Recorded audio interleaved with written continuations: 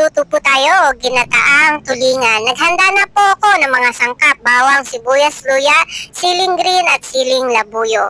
Sa kawali, naglagay lang po ako ng kaunting mantika upang sa ganun po ay hindi manikit ang ating mga isda. Tulingan po ang gamit ko na igagata ngayon. Sana po maibigan nyo ang ating ulam ideas. Ayan po. So, i-prepare lang po natin ang mga hiwa-hiwang tulingan. Ganyan lang po. At saka po, lalagyan na po natin ang mga sangkap. Una dyan ay ang suka. Ayan po.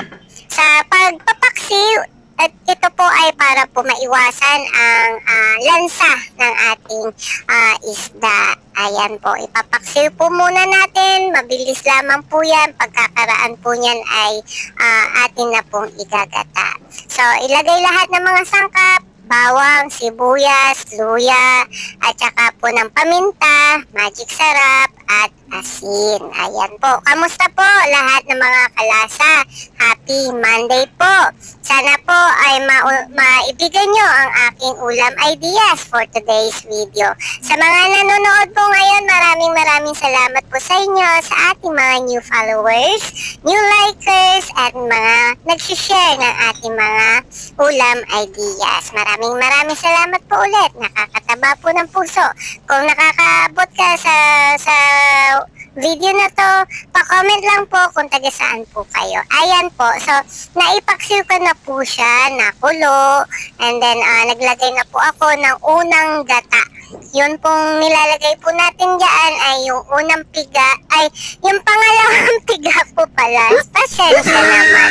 Ayan, pagkaraan ng ilang minuto lang ay pwede natin ilagay yung unang piga. Ayan po, para po maging milky, creamy ang ating ginataan later.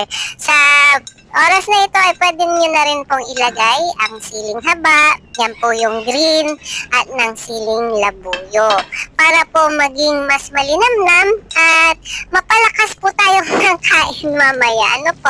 So kung nakikita nyo po siya, may pagka-milky, creamy ang ating ginataan. Yan po yun ay dahil doon sa unang piga.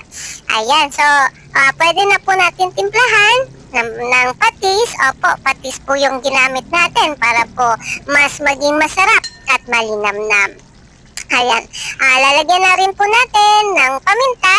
At ayan, tapos na po ang ating ginataang tulingan. Sana po'y maibigan nyo at tiyak ay taob na naman ang aming sinaing dito sa bahay. Maraming salamat po sa panonood. At dahil sa hindi po mahilig ang aking mga anak sa maanghang, ayan, especially dun sa dalawang bagets, ay magluluto rin po tayo ng ating pork patty steak. Ayan, yung aming patty po ay ready to fry na, kaya mabilis lang po yan i-prito, ganyan lang po.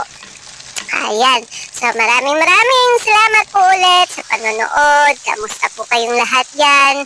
And sana po ay maibigan nyo ang ating mga ulam ideas. So, part 10 na po tayo, nakakaisang linggo na rin po tayo ng ating pag-vlog.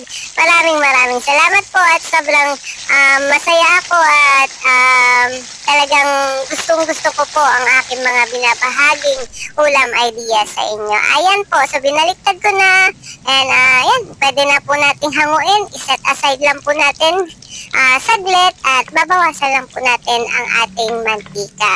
So sa kawali, dyan na rin po tayo magigisa ng ating sibuyas na pula. Ayan po, and then ang bawang.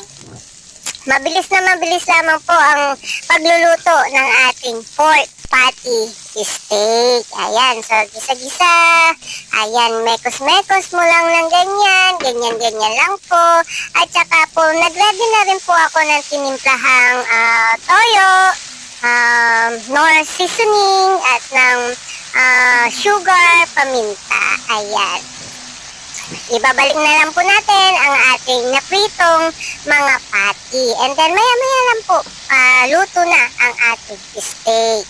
Ayan, sana rin po ay maibigan ng ating mga bagets ang ating nailutong pork patty steak. Ayan, dahil sa pwede na po yan, ilagay naman na natin ang ating ating sandamakbak na sibuyas na puti. Babalik na rin ko lang ng ganyan para po pantay ang pagkanuot ng lasa ng ating soy sauce. Ayan. So maraming salamat. Hanggang dito na lamang po. Sana po ay magustuhan nyo. Mag-iingat po kayo mabuti. And God bless mga kalasa. Maraming salamat. Naway ipagpatuloy nyo pa po ang pagsuporta at panonood ng ating mga ulam ideas. Paalam po sa inyo. God bless. Bye po! Ready na ang kanin, kaya kami muna ay kakain. Hanggang dito na lamang.